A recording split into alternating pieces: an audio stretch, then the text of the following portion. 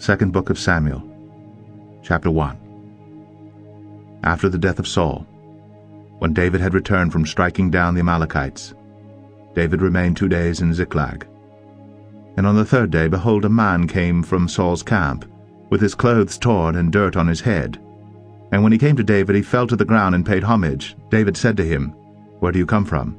And he said to him, I have escaped from the camp of Israel. And David said to him, How did it go? Tell me. And he answered, The people fled from the battle, and also many of the people have fallen and are dead, and Saul and his son Jonathan are also dead. Then David said to the young man who told him, How do you know that Saul and his son Jonathan are dead? And the young man who told him said, By chance I happened to be on Mount Gilboa, and there was Saul leaning on his spear, and behold, the chariots and the horsemen were close upon him. And when he looked behind him, he saw me, and called to me. And I answered, Here I am. And he said to me, Who are you? I answered him, I am an Amalekite. And he said to me, Stand beside me and kill me, for anguish has seized me, and yet my life still lingers. So I stood beside him and killed him, because I was sure that he could not live after he had fallen. And I took the crown that was on his head, and the armlet that was on his arm, and I have brought them here to my lord. Then David took hold of his clothes, and tore them. And so did all the men who were with him. And they mourned and wept and fasted until evening for Saul, and for Jonathan his son, and for the people of the Lord, and for the house of Israel, because they had fallen by the sword. And David said to the young man who told him, Where do you come from? And he answered, I am the son of a sojourner, an Amalekite. David said to him, How is it you were not afraid to put out your hand to destroy the Lord's anointed? Then David called one of the young men and said, Go, execute him. And he struck him down, so that he died. And David said to him, Your blood be on your head, for your own mouth has testified against you, saying, I have killed the Lord's anointed.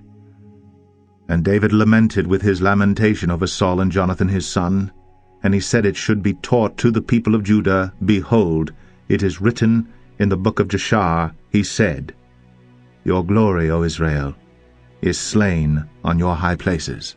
How the mighty have fallen! Tell it not in Gath, publish it not in the streets of Ashkelon, lest the daughters of the Philistines rejoice, lest the daughters of the uncircumcised exult. You mountains of Gilboa, let there be no dew or rain upon you, nor fields of offerings. For there the shield of the mighty was defiled, the shield of Saul, not anointed with oil. From the blood of the slain, from the fat of the mighty, the bow of Jonathan turned not back, and the sword of Saul returned not empty. Saul and Jonathan, beloved and lovely, in life and in death, they were not divided. They were swifter than eagles. They were stronger than lions.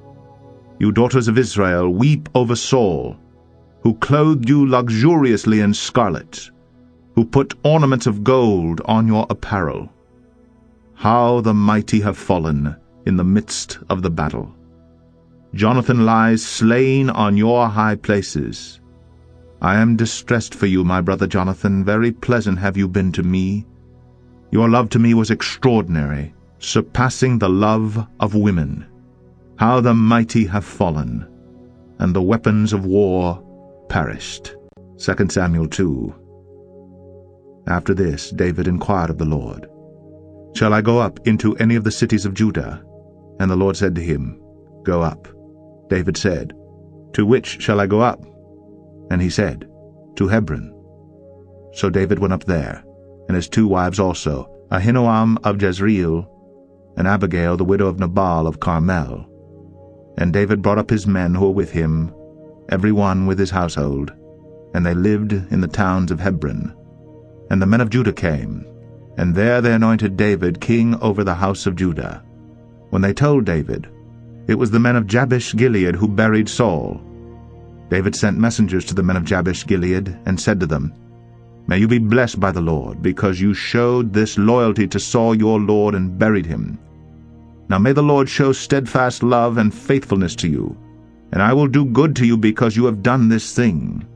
Now therefore let your hands be strong, and be valiant, for Saul your lord is dead, and the house of Judah has anointed me king over them."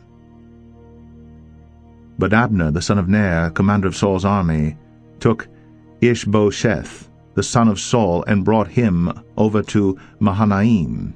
And he made him king over Gilead and the Asherites and Jezreel and Ephraim and Benjamin and all Israel. Ishbosheth, Saul's son, was 40 years old when he began to reign over Israel, and he reigned 2 years. But the house of Judah followed David. And the time that David was king in Hebron over the house of Judah was 7 years and 6 months. Abner, the son of Ner, and the servants of Ishbosheth, the son of Saul, went out from Mahanaim to Gibeon, and Joab, the son of Zeruiah, and the servants of David went out and met them at the pool of Gibeon, and they sat down, the one on the one side of the pool, and the other on the other side of the pool. And Abner said to Joab, "Let the young men arise and compete before us." And Joab said, "Let them arise." Then they arose, and passed over by number 12 from Benjamin, and Ishbosheth the son of Saul, and 12 of the servants of David. And each caught his opponent by the head, and thrust his sword in his opponent's side, so they fell down together. Therefore that place was called Helkath Hazurim, which is at Gibeon. And the battle was very fierce that day, and Abner and the men of Israel were beaten before the servants of David. And the 3 sons of Zeruiah were there, Joab, Abishai, and Asahel. Now Asahel was as swift of foot as a wild gazelle. And Asahel pursued Abner, and as he went, he turned neither to the right hand nor to the left from following Abner. Then Abner looked behind him and said, "Is it you, Asahel?" And he answered, "It is I." Abner said to him, "Turn aside to your right hand or to your left, and seize one of the young men and take his spoil." But Asahel would not turn aside from following him. And Abner said again to Asahel, "Turn aside from following me. Why should I strike you to the ground? How then could I lift up my face to your brother Joab?" But he refused to turn aside. Therefore Abner struck him in the stomach with the butt of his spear, so that the spear came out at his back. And he fell there and died where he was. And all who came to the place where Asahel had fallen and died stood still. But Joab and Abishai pursued Abner. And as the sun was going down, they came to the hill of Ammah, which lies before Gir on the way to the wilderness of Gibeon. And the people of Benjamin gathered themselves together behind Abner and became one group and took their stand on the top of a hill. Then Abner called to Joab, "Shall the sword devour forever? Do you not know that the end will be bitter? How long will it be before you tell your people to turn from the pursuit of their brothers?" And Joab said, "As God lives, if you had not spoken, surely the men would not have given up the pursuit of their brothers until the morning." So Joab blew the trumpet, and all the men stopped, and pursued Israel no more, nor did they fight any more. And Abner and his men went all that night through the Arabah. They crossed the Jordan, and marching the whole morning, they came to Mahanaim. Joab returned from the pursuit of Abner, and when he had gathered all the people together, there were missing from David's servants 19 men besides Asahel. But the servants of David had struck down of Benjamin 360 of Abner's men. And they took up Asahel and buried him in the tomb of his father, which was at Bethlehem.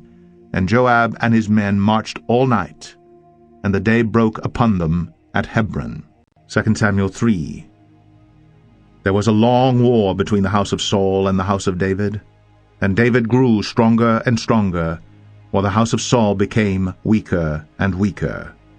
And sons were born to David at Hebron.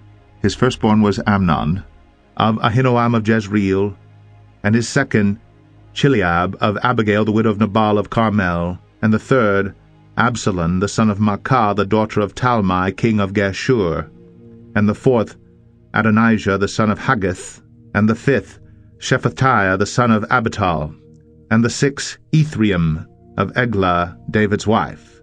These were born to David in Hebron. While there was war between the house of Saul and the house of David, Abner was making himself strong in the house of Saul. Now Saul had a concubine whose name was Rizpah, the daughter of Ai. And Ishbosheth said to Abner, "Why have you gone into my father's concubine?" Then Abner was very angry over the words of Ishbosheth, and said, Am I a dog's head of Judah? To this day I keep showing steadfast love to the house of Saul your father, to his brothers, and to his friends, and have not given you into the hand of David, and yet you charge me today with a fault concerning a woman. God do so to Abner, and more also, if I do not accomplish for David what the Lord has sworn to him, to transfer the kingdom from the house of Saul, and set up the throne of David over Israel and over Judah, from Dan to Beersheba. And Ishbosheth could not answer Abner another word, because he feared him. And Abner sent messengers to David on his behalf, saying, To whom does the land belong? Make your covenant with me, and behold, my hand shall be with you to bring over all Israel to you. And he said, Good, I will make a covenant with you. But one thing I require of you, that is, you shall not see my face unless you first bring Michal, Saul's daughter, when you come to see my face. Then David sent messengers to Ishbosheth, Saul's son, saying, Give me my wife Michal, for whom I paid the bridal price of 100 foreskins of the Philistines. And Ishbosheth sent, and took her from her husband Paltiel the son of Laish. But her husband went with her, weeping after her all the way to Bahurim. Then Abner said to him, Go, return. And he returned. And Abner conferred with the elders of Israel, saying, For some time past you have been seeking David as king over you. Now then, bring it about. For the Lord has promised David, saying, By the hand of my servant David I will save my people Israel from the hand of the Philistines, and from the hand of all their enemies. Abner also spoke to Benjamin. And then Abner went to tell David at Hebron all that Israel and the whole house of Benjamin thought good to do. When Abner came with 20 men to David at Hebron, David made a feast for Abner, and the men who were with him. And Abner said to David, I will arise and go, and will gather all Israel to my lord the king, that they may make a covenant with you, and that you may reign over all that your heart desires. So David sent Abner away, and he went in peace. Just then the servants of David arrived with Joab from a raid, bringing much spoil with them. But Abner was not with David at Hebron, for he had sent him away, and he had gone in peace. When Joab and all the army that was with him came, it was told Joab, Abner the son of Ner came to the king, and he has let him go, and he has gone in peace. Then Joab went to the king and said, What have you done? Behold, Abner came to you. Why is it that you have sent him away, so that he is gone? You know that Abner the son of Ner came to deceive you, and to know your going out and your coming in, and to know all that you are doing. When Joab came out from David's presence, he sent messengers after Abner, and they brought him back from the cistern of Sirah. But David did not know about it. And when Abner returned to Hebron, Joab took him aside into the midst of the gate to speak with him privately. And there he struck him in the stomach so that he died, for the blood of Asahel his brother. Afterward, when David heard of it, he said, I and my kingdom are forever guiltless before the Lord for the blood of Abner the son of Ner. May it fall upon the head of Joab and upon all his father's house. And may the house of Joab never be without one who has a discharge, or who is leprous, or who holds a spindle, or who falls by the sword, or who lacks bread. So Joab and Abishai his brother killed Abner, because he had put their brother Asahel to death in the battle at Gibeon. Then David said to Joab and to all the people who were with him, Tear your clothes, and put on sackcloth, and mourn before Abner. And King David followed the bier. They buried Abner at Hebron, and the king lifted up his voice and wept at the grave of Abner. And all the people wept, and the king lamented for Abner, saying, Should Abner die as a fool dies? Your hands were not bound, your feet were not fettered. As one falls before the wicked, you have fallen. And all the people wept again over him. Then all the people came to persuade David to eat bread while it was yet day. But David swore, saying, God do so to me, and more also, if I taste bread or anything else till the sun goes down. And all the people took notice of it, and it pleased them, as everything that the king did pleased all the people. So all the people and all Israel understood that day that it had not been the king's will to put to death Abner the son of Ner. And the king said to his servants, Do you not know that a prince and a great man has fallen this day in Israel? And I was gentle today, though anointed king. These men, the sons of Zeruiah, are more severe than I. The Lord repay the evildoer according to his wickedness. 2 Samuel 4. When Ishbosheth, Saul's son, heard that Abner had died at Hebron, his courage failed, and all Israel was dismayed. Now Saul's son had 2 men who were captains of raiding bands.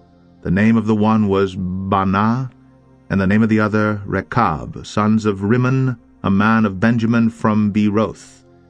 For Beeroth also is counted part of Benjamin.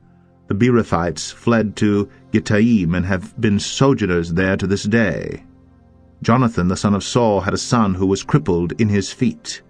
He was 5 years old when the news about Saul and Jonathan came from Jezreel, and his nurse took him up and fled.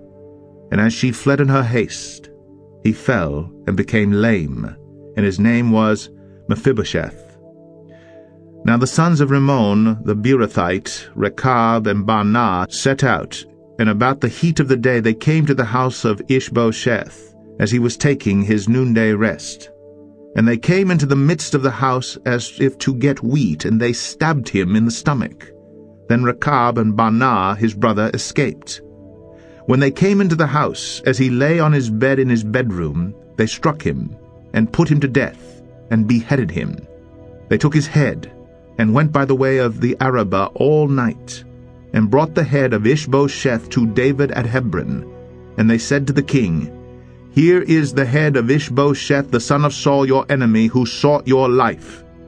The Lord has avenged my lord the king this day on Saul and on his offspring. But David answered Rechab and Baanah his brother, the sons of Rimmon the Beerothite, As the Lord lives, who has redeemed my life out of every adversity, when one told me, Behold, Saul is dead, and thought he was bringing good news, I seized him and killed him at Ziklag, which was the reward I gave him for his news. How much more, when wicked men have killed a righteous man in his own house on his bed, shall I not now require his blood at your hand, and destroy you from the earth? And David commanded his young men, and they killed them, and cut off their hands and feet, and hanged them beside the pool at Hebron. But they took the head of Ishbosheth, and buried it in the tomb of Abner at Hebron. 2 Samuel 5.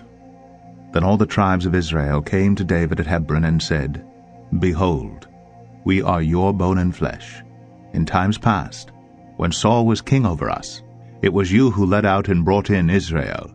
And the Lord said to you, You shall be shepherd of my people Israel, and you shall be prince over Israel. So all the elders of Israel came to the king at Hebron, and King David made a covenant with them at Hebron before the Lord, and they anointed David king over Israel. David was 30 years old when he began to reign, and he reigned 40 years. At Hebron he reigned over Judah 7 years and 6 months, and at Jerusalem he reigned over all Israel and Judah 33 years. And the king and his men went to Jerusalem against the Jebusites, the inhabitants of the land, who said to David, You will not come in here, but the blind and the lame will ward you off, thinking, David cannot come in here. Nevertheless, David took the stronghold of Zion, that is, the city of David. And David said on that day, Whoever would strike the Jebusites, let him get up the water shaft to attack the lame and the blind, who are hated by David's soul. Therefore it is said, The blind and the lame shall not come into the house. And David lived in the stronghold, and called it the city of David. And David built the city all around from the Millo inward. And David became greater and greater, for the Lord, the God of hosts, was with him. And Hiram, king of Tyre, sent messengers to David, and cedar trees, also carpenters and masons who built David a house.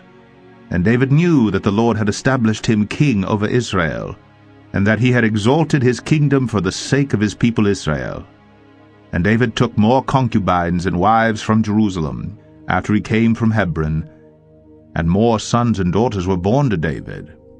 And these are the names of those who were born to him in Jerusalem: Shammua, Shobab, Nathan, Solomon, Ibhar, Elishua, Nepheg, Japhia, Elishama, Eliada, and Eliphalet. When the Philistines heard that David had been anointed king over Israel, all the Philistines went up to search for David. But David heard of it, and went down to the stronghold. Now the Philistines had come and spread out in the valley of Rephaim. And David inquired of the Lord, "Shall I go up against the Philistines? Will you give them into my hand?" And the Lord said to David, "Go up, for I will certainly give the Philistines into your hand." And David came to Baal-perazim, and David defeated them there. And he said, "The Lord has burst through my enemies before me like a bursting flood." Therefore the name of that place is called Baal-perazim. And the Philistines left their idols there, and David and his men carried them away. And the Philistines came up yet again, and spread out in the valley of Rephaim. And when David inquired of the Lord, he said, "You shall not go up. Go around to their rear, and come up against them opposite the balsam trees. And when you hear the sound of marching in the tops of the balsam trees, then rouse yourself, for then the Lord has gone out before you to strike down the army of the Philistines."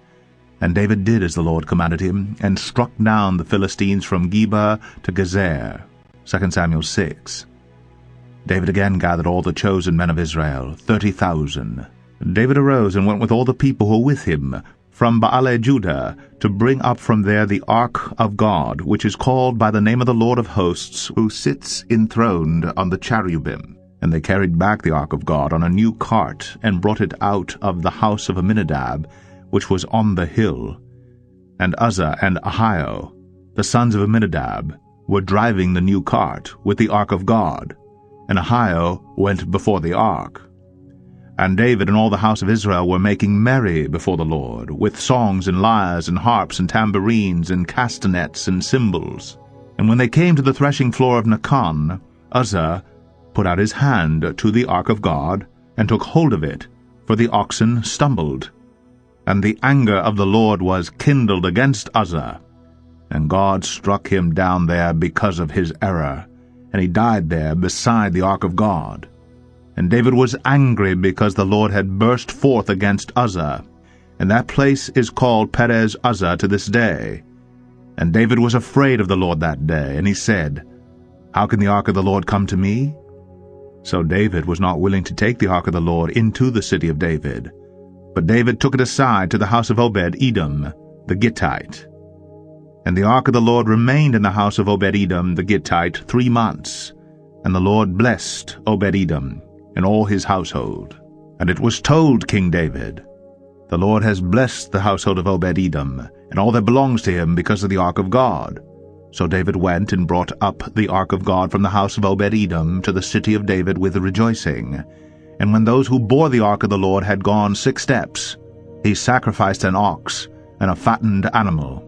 And David danced before the Lord with all his might. And David was wearing a linen ephod. So David and all the house of Israel brought up the ark of the Lord with shouting, and with the sound of the horn.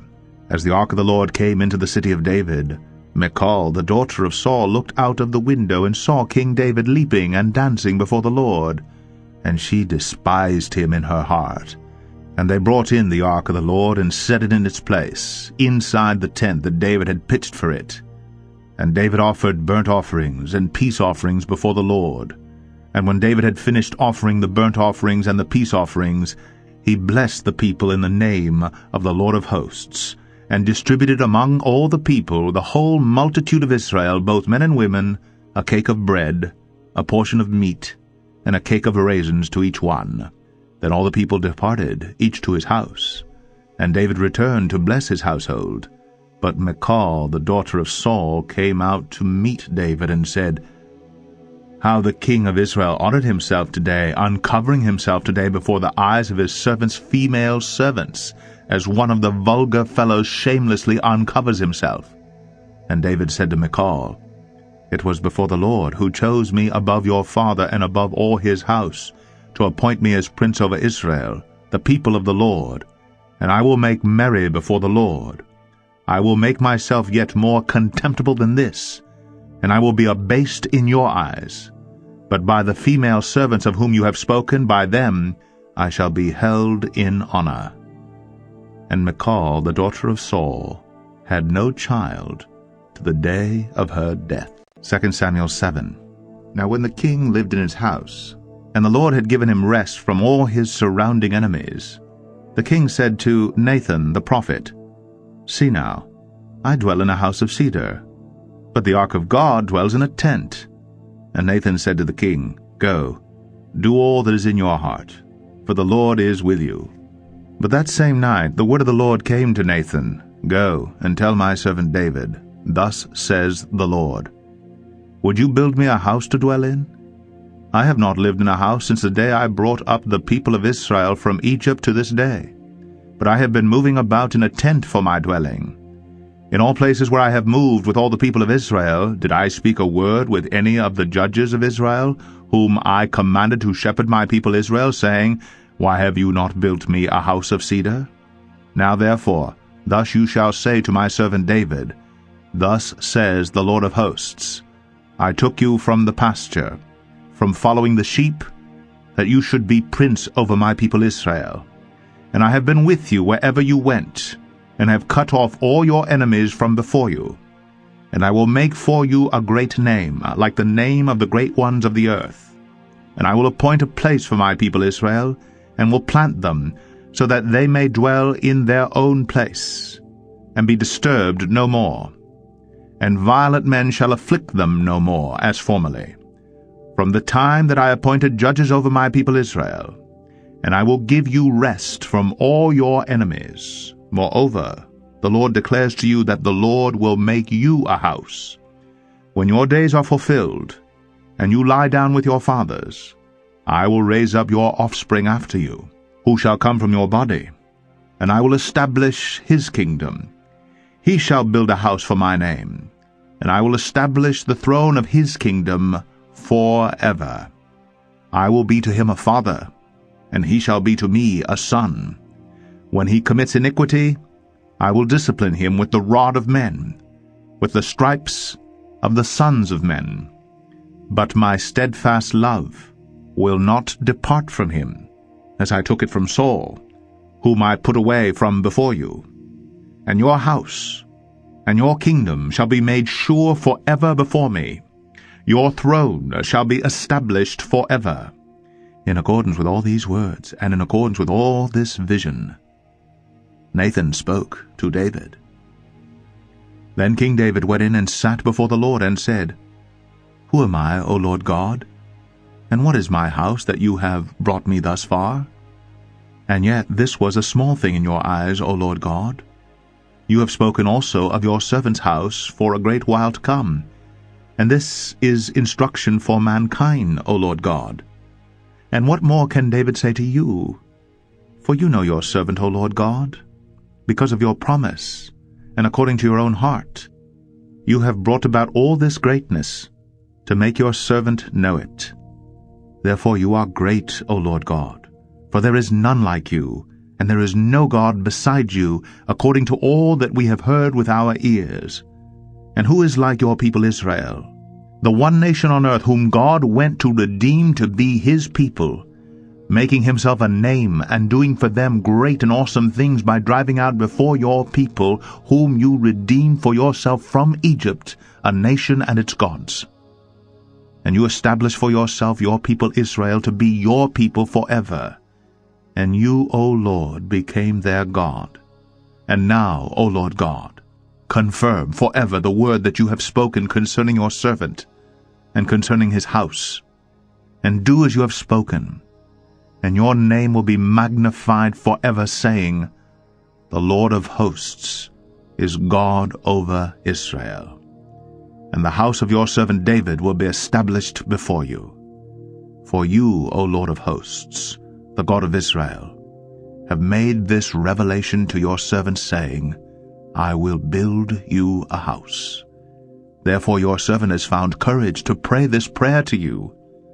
And now, O Lord God, you are God, and your words are true, and you have promised this good thing to your servant. Now therefore, may it please you to bless the house of your servant, so that it may continue forever before you. For you, O Lord God, have spoken, and with your blessing shall the house of your servant be blessed forever. 2 Samuel 8. After this, David defeated the Philistines and subdued them. And David took Metheg-Ammah out of the hand of the Philistines. And he defeated Moab, and he measured them with a line, making them lie down on the ground. 2 lines he measured to be put to death, and 1 full line to be spared. And the Moabites became servants to David and brought tribute. David also defeated Hadadezer, the son of Rehob, king of Zobah, as he went to restore his power at the river Euphrates. And David took from him 1,700 horsemen and 20,000 foot soldiers. And David hamstrung all the chariot horses, but left enough for 100 chariots. And when the Syrians of Damascus came to help Hadadezer, king of Zobah, David struck down 22,000 men of the Syrians. Then David put garrisons in Aram of Damascus, and the Syrians became servants to David and brought tribute. And the Lord gave victory to David wherever he went. And David took the shields of gold that were carried by the servants of Hadadezer, and brought them to Jerusalem. And from Betah, and from Berothai, cities of Hadadezer, King David took very much bronze. When Toi, king of Hamath, heard that David had defeated the whole army of Hadadezer, Toi sent his son Joram to King David to ask about his health, and to bless him because he had fought against Hadadezer, and defeated him. For Hadadezer had often been at war with Toi. And Joram brought with him articles of silver, of gold, and of bronze. These also King David dedicated to the Lord, together with the silver and gold that he dedicated from all the nations he subdued, from Edom, Moab, the Ammonites, the Philistines, Amalek, and from the spoil of Hadadezer, the son of Rehob, king of Zobah. And David made a name for himself when he returned from striking down 18,000 Edomites in the valley of Salt.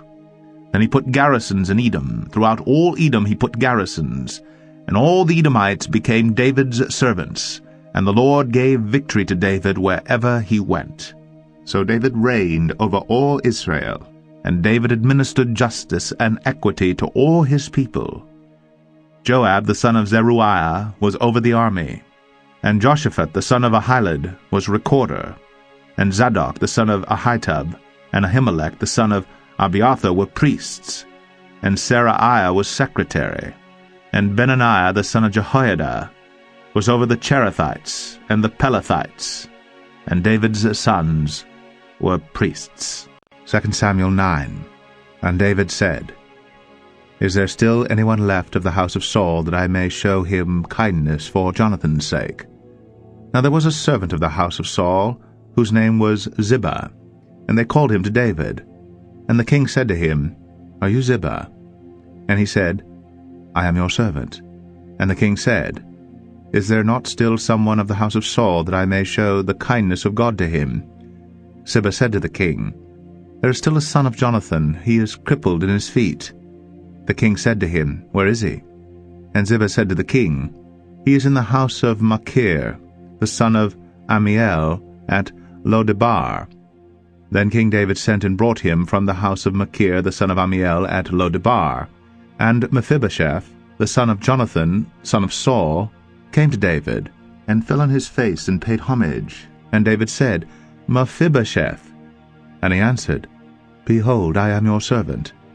And David said to him, Do not fear, for I will show you kindness for the sake of your father Jonathan.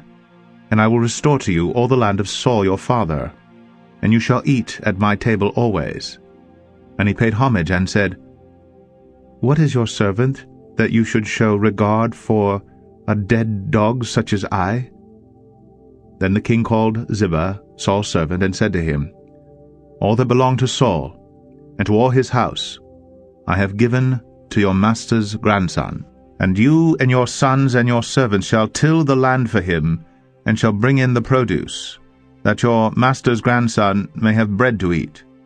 But Mephibosheth, your master's grandson, shall always eat at my table." Now Ziba had 15 sons and 20 servants. Then Ziba said to the king, "According to all that my lord the king commands his servant, so will your servant do." So Mephibosheth ate at David's table, like one of the king's sons. And Mephibosheth had a young son whose name was Micah. And all who lived in Ziba's house became Mephibosheth's servants. So Mephibosheth lived in Jerusalem, for he ate always at the king's table. Now he was lame in both his feet.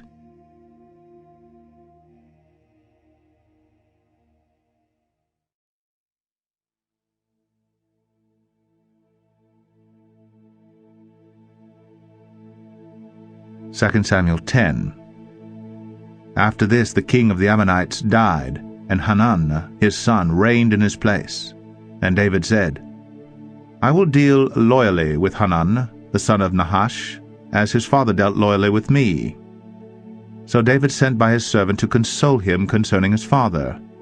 And David's servants came into the land of the Ammonites. But the princes of the Ammonites said to Hanun their lord, "Do you think because David has sent comforters to you, that he is honoring your father? Has not David sent his servants to you to search the city, and to spy it out, and to overthrow it?" So Hanun took David's servants, and shaved off half the beard of each, and cut off their garments in the middle, at their hips, and sent them away. When it was told David, he sent to meet them, for the men were greatly ashamed. And the king said, "Remain at Jericho until your beards have grown, and then return." When the Ammonites saw that they had become a stench to David, the Ammonites sent and hired the Syrians of Beth-rehob and the Syrians of Zobah 20,000 foot soldiers, and the king of Maacah with 1,000 men, and the men of Tob 12,000 men. And when David heard of it, he sent Joab and all the host of the mighty men. And the Ammonites came out and drew up in battle array at the entrance of the gate. And the Syrians of Zobah and of Rehob, and the men of Tob and Maacah, were by themselves in the open country.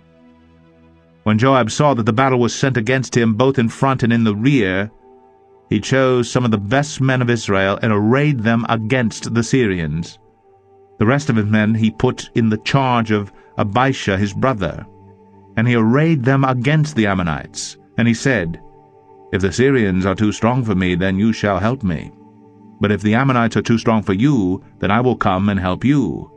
Be of good courage, and let us be courageous for our people, and for the cities of our God. And may the Lord do what seems good to him." So Joab and the people who were with him drew near to battle against the Syrians, and they fled before him. And when the Ammonites saw that the Syrians fled, they likewise fled before Abishai, and entered the city. Then Joab returned from fighting against the Ammonites, and came to Jerusalem. But when the Syrians saw that they had been defeated by Israel, they gathered themselves together. And Hadadezer sent and brought out the Syrians who were beyond the Euphrates. They came to Helam, with Shobach the commander of the army, with Hadadezer at their head. And when it was told David, he gathered all Israel together, and crossed the Jordan, and came to Helam. The Syrians arrayed themselves against David, and fought with him. And the Syrians fled before Israel, and David killed of the Syrians the men of 700 chariots, and 40,000 horsemen, and wounded Shobach the commander of their army, so that he died there. And when all the kings who were servants of Hadadezer saw that they had been defeated by Israel, they made peace with Israel, and became subject to them. So the Syrians were afraid to save the Ammonites any more. 2 Samuel 11.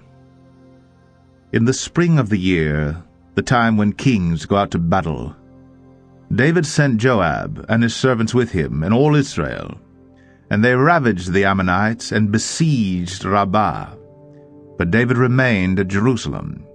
It happened late one afternoon, when David arose from his couch and was walking on the roof of the king's house, that he saw from the roof a woman bathing, and the woman was very beautiful. And David sent and inquired about the woman. And one said, "Is not this Bathsheba, the daughter of Eliam, the wife of Uriah the Hittite?" So David sent messengers and took her, and she came to him, and he lay with her. Now she had been purifying herself from her uncleanness. Then she returned to her house, and the woman conceived, and she sent and told David, "I am pregnant." So David sent word to Joab, "Send me Uriah the Hittite." And Joab sent Uriah to David. When Uriah came to him, David asked how Joab was doing, and how the people were doing, and how the war was going. Then David said to Uriah, "Go down to your house, and wash your feet." And Uriah went out of the king's house, and there followed him a present from the king. But Uriah slept at the door of the king's house with all the servants of his lord, and did not go down to his house. When they told David, Uriah did not go down to his house. David said to Uriah, "Have you not come from a journey? Why did you not go down to your house?" Uriah said to David, "The ark and Israel and Judah dwell in booths, and my lord Joab and the servants of my lord are camping in the open field. Shall I then go to my house to eat and to drink and to lie with my wife? As you live, and as your soul lives, I will not do this thing." Then David said to Uriah, "Remain here today also, and tomorrow I will send you back." So Uriah remained in Jerusalem that day and the next. And David invited him, and he ate in his presence and drank, so that he made him drunk. And in the evening he went out to lie on his couch with the servants of his lord, but he did not go down to his house. In the morning David wrote a letter to Joab and sent it by the hand of Uriah. In the letter he wrote, "Set Uriah in the forefront of the hardest fighting, then draw back from him, that he may be struck down and die." And as Joab was besieging the city, he assigned Uriah to the place where he knew there were valiant men. And the men of the city came out and fought with Joab, and some of the servants of David among the people fell. Uriah the Hittite also died. Then Joab sent and told David all the news about the fighting. And he instructed the messenger, "When you have finished telling all the news about the fighting to the king, then, if the king's anger rises, and if he says to you, 'Why did you go so near the city to fight? Did you not know that they would shoot from the wall? Who killed Abimelech the son of Jerubbesheth? Did not a woman cast an upper millstone on him from the wall, so that he died at Thebez? Why did you go so near the wall?' Then you shall say, 'Your servant Uriah the Hittite is dead also.'" So the messenger went and came and told David all that Joab had sent him to tell. The messenger said to David, "The men gained an advantage over us and came out against us in the field, but we drove them back to the entrance of the gate. Then the archers shot at your servants from the wall. Some of the king's servants are dead, and your servant Uriah the Hittite is dead also."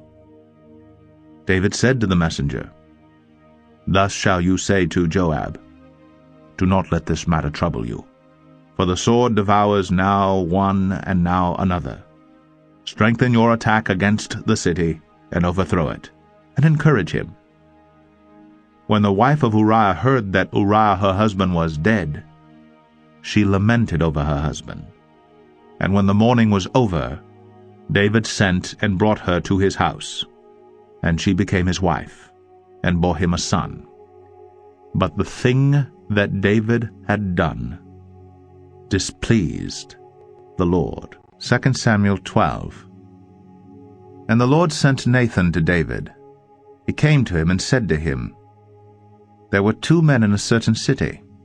the one rich and the other poor. The rich man had very many flocks and herds, but the poor man had nothing but one little ewe lamb, which he had bought. And he brought it up, and it grew up with him and with his children. It used to eat of his morsel and drink from his cup and lie in his arms, and it was like a daughter to him. Now there came a traveler to the rich man, and he was unwilling to take one of his own flock or herd to prepare for the guests who had come to him. But he took the poor man's lamb, and prepared it for the man who had come to him. Then David's anger was greatly kindled against the man, and he said to Nathan, "As the Lord lives, the man who has done this deserves to die, and he shall restore the lamb fourfold because he did this thing, and because he had no pity." Nathan said to David, "You are the man. Thus says the Lord, the God of Israel, I anointed you king over Israel, and I delivered you out of the hand of Saul. And I gave you your master's house, and your master's wives into your arms, and gave you the house of Israel and of Judah. And if this were too little, I would add to you as much more. Why have you despised the word of the Lord to do what is evil in his sight? You have struck down Uriah the Hittite with the sword, and have taken his wife to be your wife, and have killed him with the sword of the Ammonites. Now therefore, the sword shall never depart from your house, because you have despised me, and have taken the wife of Uriah the Hittite to be your wife.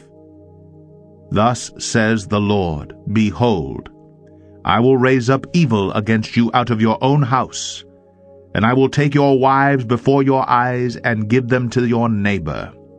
And he shall lie with your wives in the sight of this sun. For you did it secretly. But I will do this thing before all Israel, and before the sun." David said to Nathan, "I have sinned against the Lord." And Nathan said to David, "The Lord also has put away your sin. You shall not die. Nevertheless, because by this deed you have utterly scorned the Lord, the child who is born to you shall die." Then Nathan went to his house. And the Lord afflicted the child that Uriah's wife bore to David, and he became sick.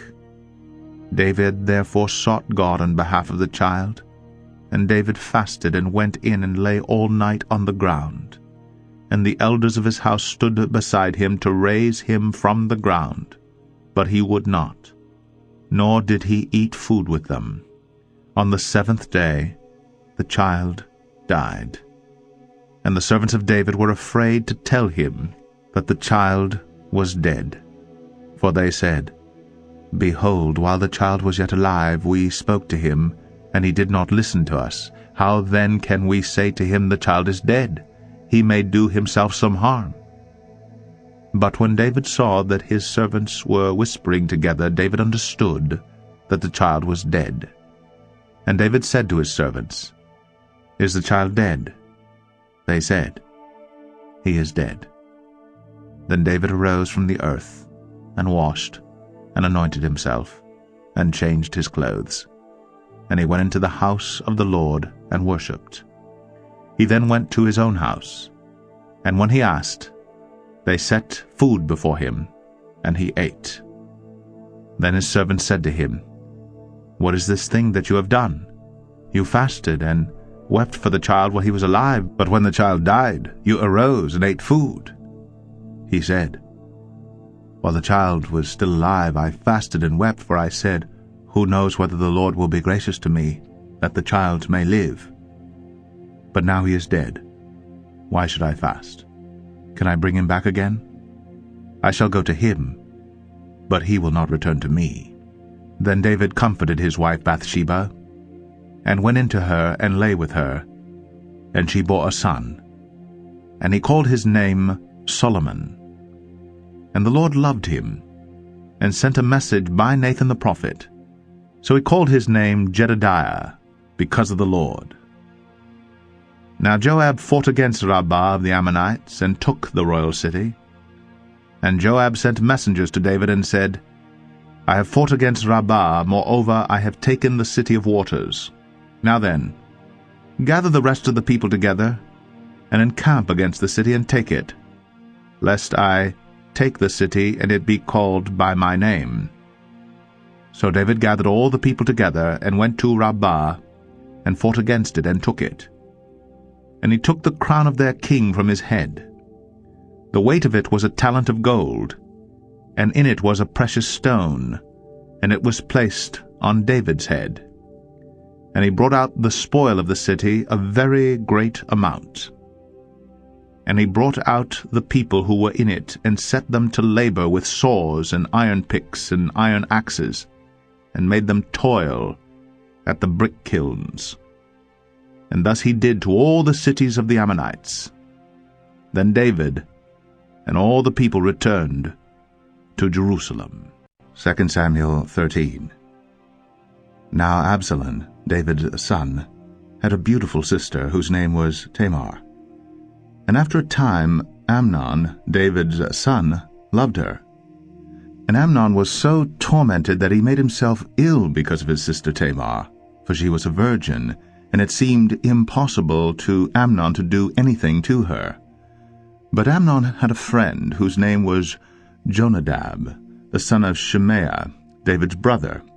And Jonadab was a very crafty man, and he said to him, O son of the king, why are you so haggard morning after morning? Will you not tell me? Amnon said to him, I love Tamar, my brother Absalom's sister. Jonadab said to him, Lie down on your bed, and pretend to be ill. And when your father comes to see you, say to him, Let my sister Tamar come and give me bread to eat, and prepare the food in my sight, that I may see it and eat it from her hand. So Amnon lay down and pretended to be ill. And when the king came to see him, Amnon said to the king, Please let my sister Tamar come and make a couple of cakes in my sight, that I may eat from her hand. Then David sent home to Tamar, saying, Go to your brother Amnon's house, and prepare food for him. So Tamar went to her brother Amnon's house, where he was lying down. And she took dough, and kneaded it, and made cakes in his sight, and baked the cakes. And she took the pan, and emptied it out before him. But he refused to eat. And Amnon said, Send out everyone from me. So everyone went out from him. Then Amnon said to Tamar, Bring the food into the chamber, that I may eat from your hand. And Tamar took the cakes she had made, and brought them into the chamber to Amnon her brother. But when she brought them near to him to eat, he took hold of her, and said to her, Come, lie with me, my sister. She answered him, No, my brother, do not violate me, for such a thing is not done in Israel. Do not do this outrageous thing. As for me, where could I carry my shame? And as for you, you would be as one of the outrageous fools in Israel. Now therefore, please, speak to the king, for he will not withhold me from you. But he would not listen to her. And being stronger than she, he violated her, and lay with her. Then Amnon hated her with very great hatred, so that the hatred with which he hated her was greater than the love with which he had loved her. And Amnon said to her, Get up, go. But she said to him, No, my brother, for this wrong in sending me away is greater than the other that you did to me. But he would not listen to her. He called the young man who served him and said, Put this woman out of my presence, and bolt the door after her. Now she was wearing a long robe with sleeves, for thus were the virgin daughters of the king dressed. So his servant put her out, and bolted the door after her. And Tamar put ashes on her head, and tore her long robe that she wore. And she laid her hand on her head, and went away, crying aloud as she went. And her brother Absalom said to her, Has Amnon, your brother, been with you? Now hold your peace, my sister. He is your brother. Do not take this to heart. So Tamar lived, a desolate woman, in her brother Absalom's house. When King David heard of all these things, he was very angry. But Absalom spoke to Amnon neither good nor bad, for Absalom hated Amnon, because he had violated his sister Tamar. After 2 full years, Absalom had sheep shearers at Baal-Hazor, which is near Ephraim, and Absalom invited all the king's sons. And Absalom came to the king and said, Behold, your servant has sheep shearers. Please let the king and his servants go with your servant. But the king said to Absalom, No, my son, let us not all go, lest we be burdensome to you. He pressed him, but he would not go, but gave him his blessing. Then Absalom said, If not, please let my brother Amnon go with us. And the king said to him, Why should he go with you? But Absalom pressed him until he let Amnon and all the king's sons go with him. Then Absalom commanded his servants, Mark when Amnon's heart is merry with wine. And when I say to you, Strike Amnon, then kill him. Do not fear. Have I not commanded you? Be courageous and be valiant. So the servants of Absalom did to Amnon as Absalom had commanded. Then all the king's sons arose, and each mounted his mule and fled. While they were on the way, news came to David, Absalom has struck down all the king's sons, and not one of them is left. Then the king arose and tore his garments and lay on the earth. And all his servants who were standing by tore their garments. But Jonadab the son of Shemaiah, David's brother, said, Let not my lord suppose that they have killed all the young men, the king's sons. For Amnon alone is dead. For by the command of Absalom this has been determined from the day he violated his sister Tamar. Now therefore let not my lord the king so take it to heart as to suppose that all the king's sons are dead, for Amnon alone is dead. But Absalom fled, and the young man who kept the watch lifted up his eyes and looked, and behold, many people were coming from the road behind him by the side of the mountain. And Jonadab said to the king, Behold, the king's sons have come, as your servant said. So it has come about. And as soon as he had finished speaking, behold, the king's sons came, and lifted up their voice, and wept.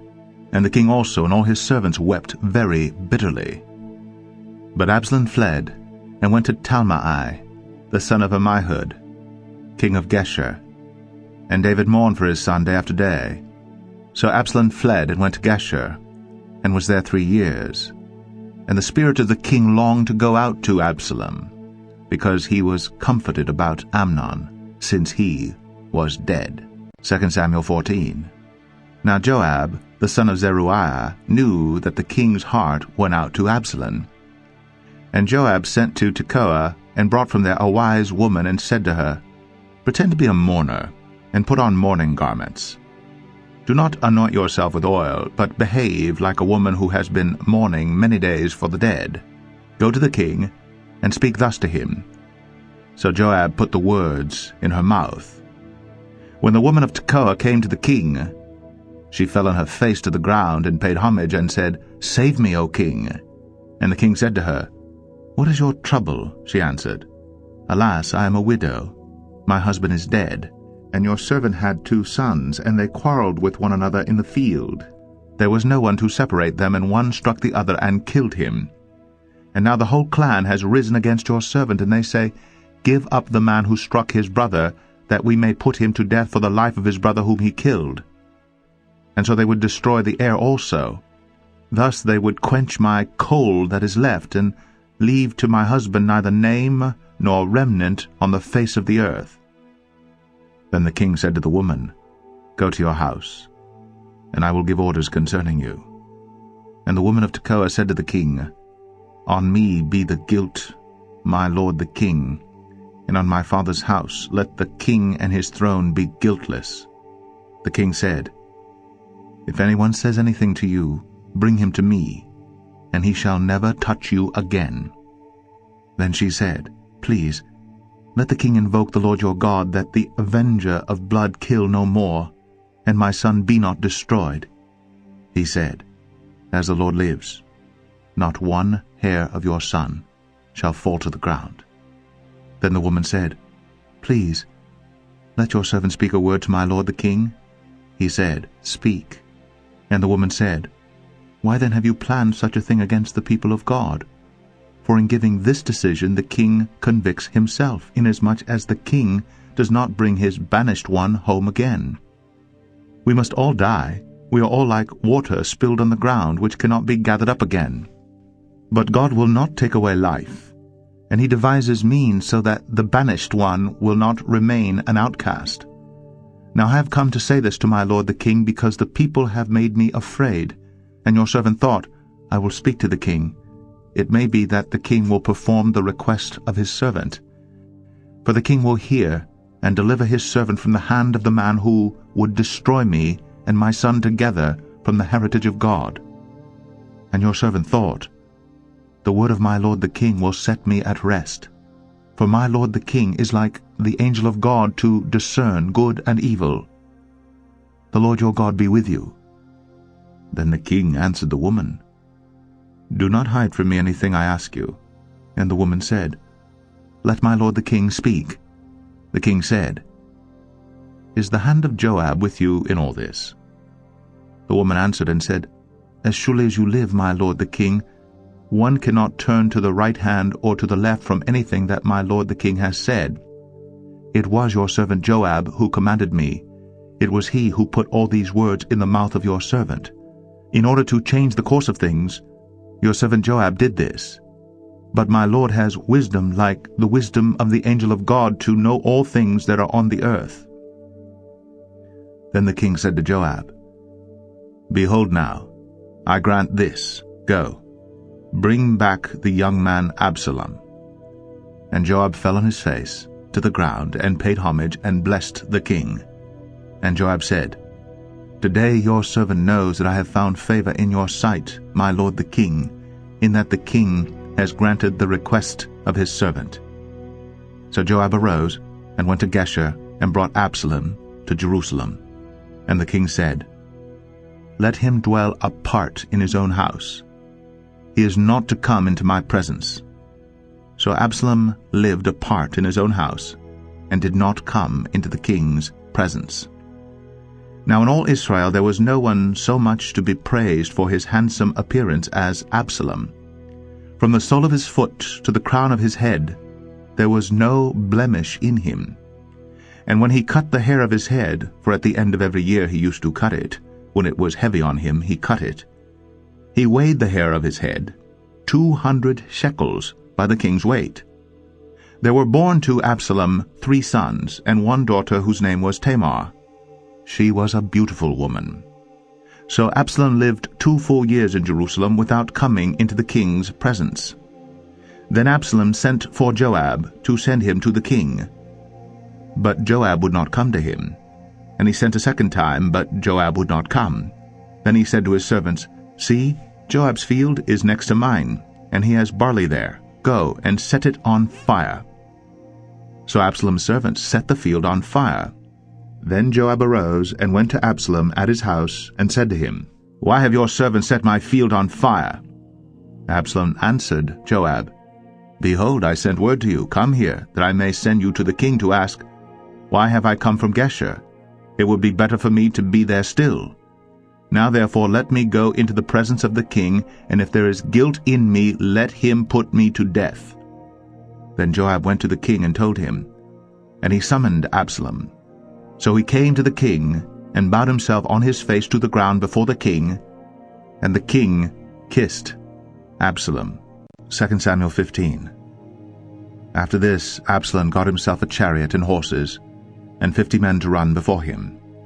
And Absalom used to rise early, and stand beside the way of the gate.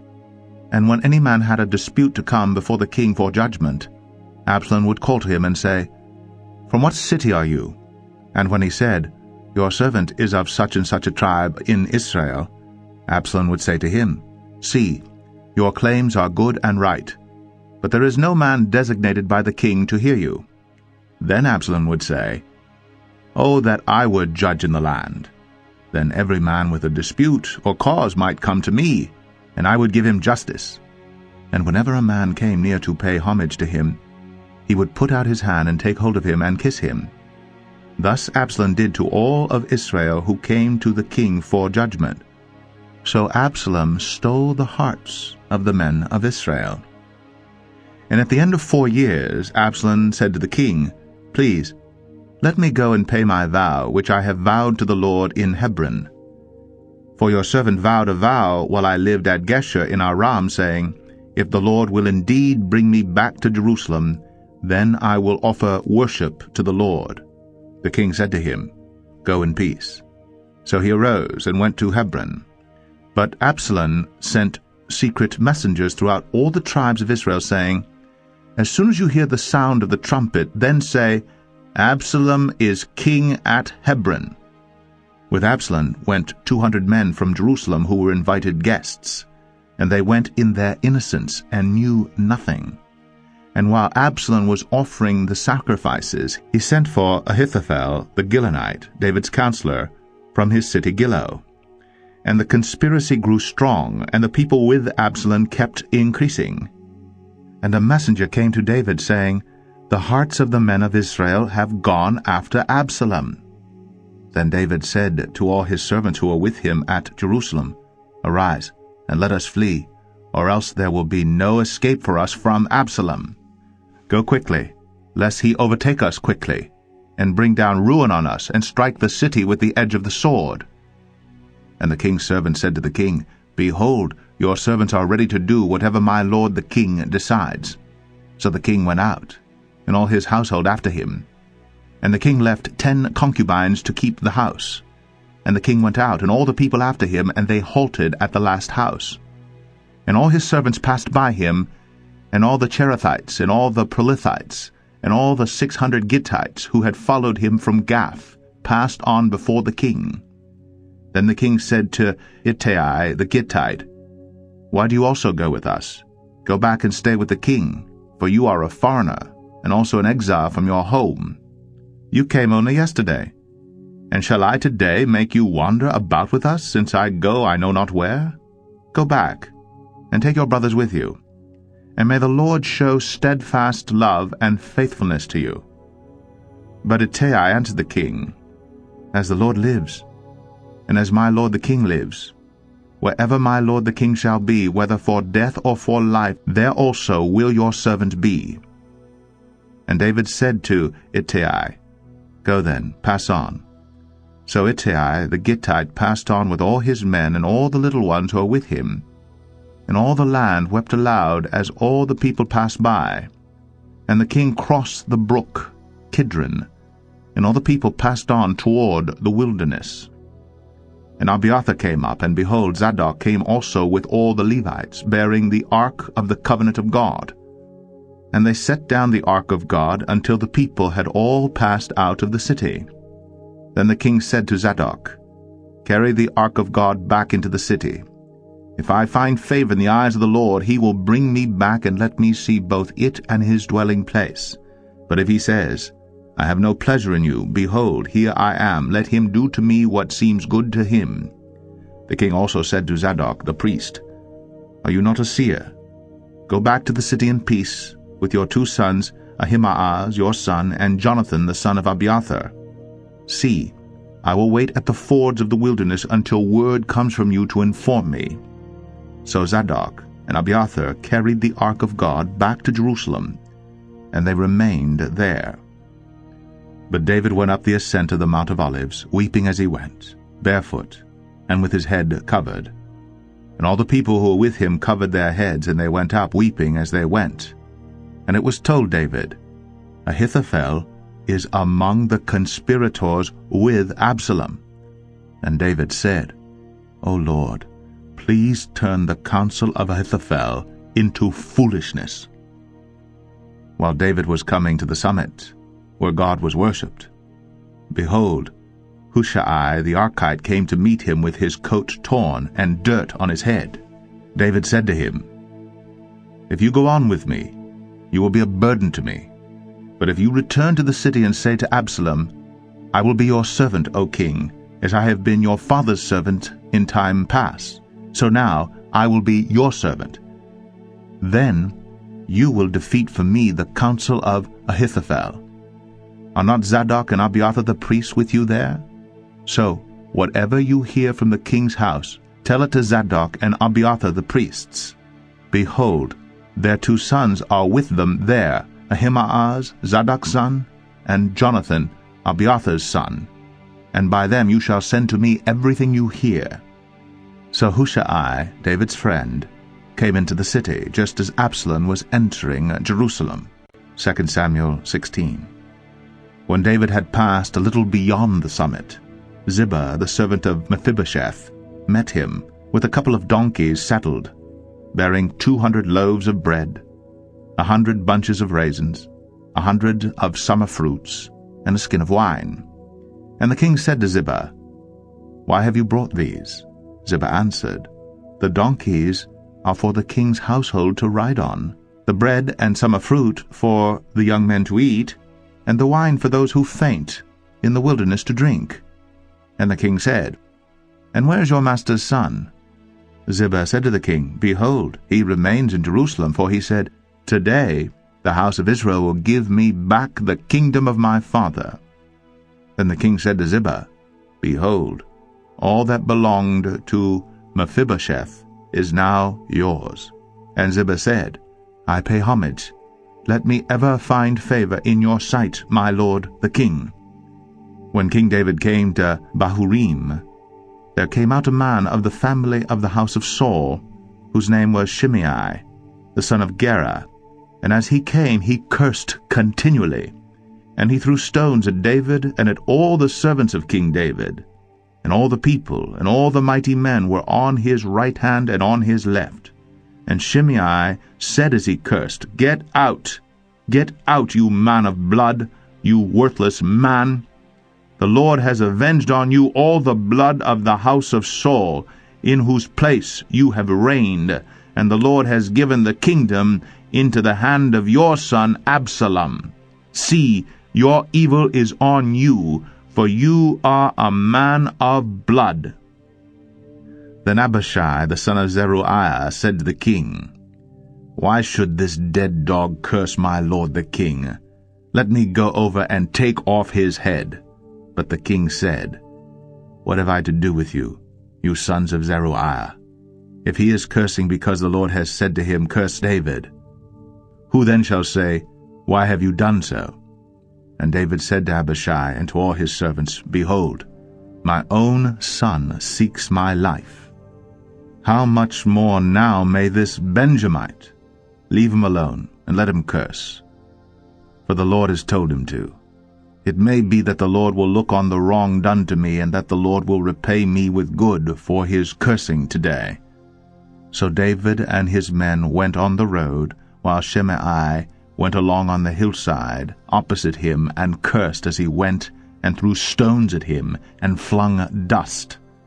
And the king and all the people who were with him arrived weary at the Jordan, and there he refreshed himself.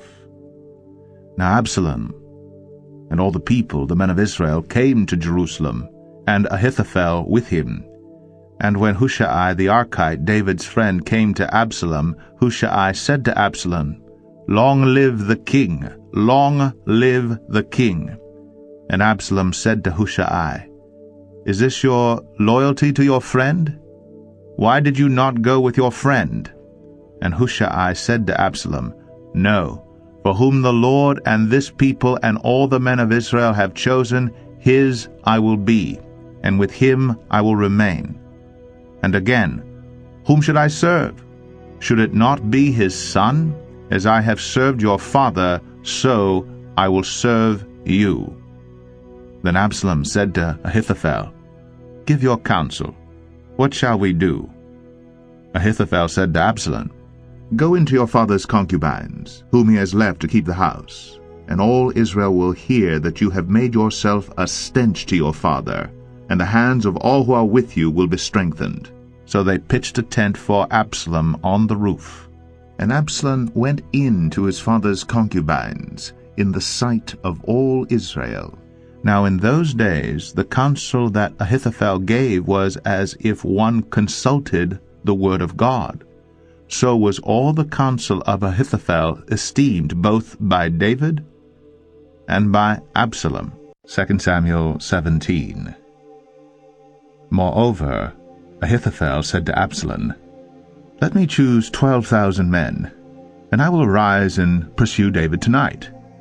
I will come upon him while he is weary and discouraged, and throw him into a panic, and all the people who are with him will flee. I will strike down only the king, and I will bring all the people back to you as a bride comes home to her husband. You seek the life of only one man, and all the people will be at peace." And the advice seemed right in the eyes of Absalom and all the elders of Israel. Then Absalom said, "Call Hushai the Archite also, and let us hear what he has to say." And when Hushai came to Absalom, Absalom said to him, "Thus has Ahithophel spoken. Shall we do as he says? If not, you speak." Then Hushai said to Absalom, "This time the counsel that Ahithophel has given is not good." Hushai said, "You know that your father and his men are mighty men, and that they are enraged, like a bear robbed of her cubs in the field. Besides, your father is expert in war. He will not spend the night with the people. Behold, even now he has hidden himself in one of the pits or in some other place. And as soon as some of the people fall at the first attack, whoever hears it will say, 'There has been a slaughter among the people who follow Absalom.' Then even the valiant man, whose heart is like the heart of a lion, will utterly melt with fear. For all Israel knows that your father is a mighty man, and that those who are with him are valiant men. But my counsel is that all Israel be gathered to you from Dan to Beersheba, as the sand by the sea for multitude, and that you go to battle in person. So we shall come upon him in some place where he is to be found, and we shall light upon him as the dew falls on the ground, and of him and all the men with him not one will be left.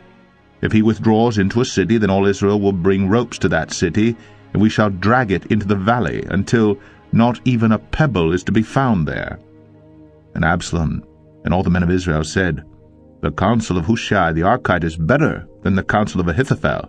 For the Lord had ordained to defeat the good counsel of Ahithophel, so that the Lord might bring harm upon Absalom.